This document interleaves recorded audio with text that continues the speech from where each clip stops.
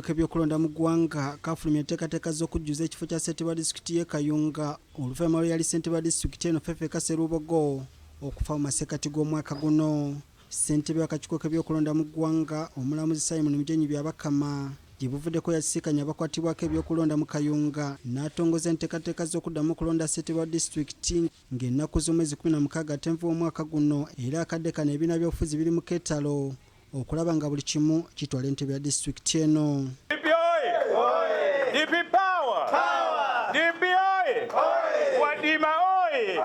Ekibiina kinnaasangwa ekisinga obuganzi n'ekitakabanira amazima n'obwekanya ki Democratic Party kiweeze nga bwe kigenda okukozesa obuganzi bwakyo mu Kayunga kiwangula akalulu kano era kisabye bonna bali mu lwokaano obutamula biseera n'asimbi nga bavuganya kubanga ewa Mugerere balonda kumbi etalimba.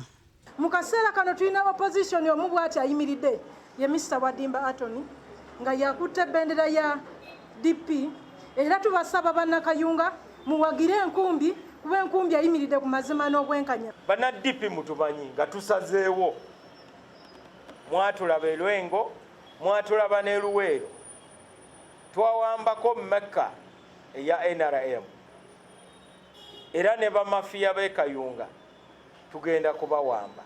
Pulezidenti wa DP Norbert Mao agamba nti okutandika ne sabbiiti ejja abakulembeze b'ekibiina bonna amakanda bagenda kugasimba Kayunga era essira bakusinga kulisa ku bizibu ebinyiga ab'ebugerere n'okusingira ddala obubbi bw'ettaka obulese nga bangi bafuuse mu mboze mu nsi yaabwe. Nti ebya local government byetaaga bumanyirivu si kumalaga kubakerere si byakuleekaana byakuweereza.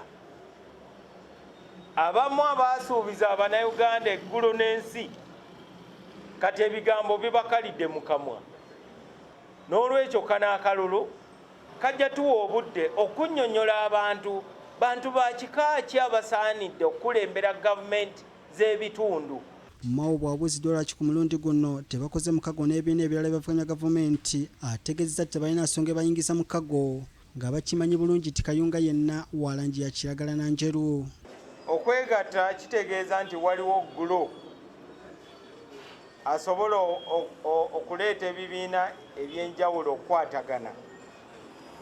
Kati ggulo abuze engeri ggulo gy'abuze kati ffe tusigaddewo okubeererawo bannakayunga. Ye akwasiddwa kadi y'ekibiina ki DP Anthony Wadimba aweze nga bw'alina obuwagizi obumala okulaba ng'aggirayo DP obuwanguzi mu kalulu kano.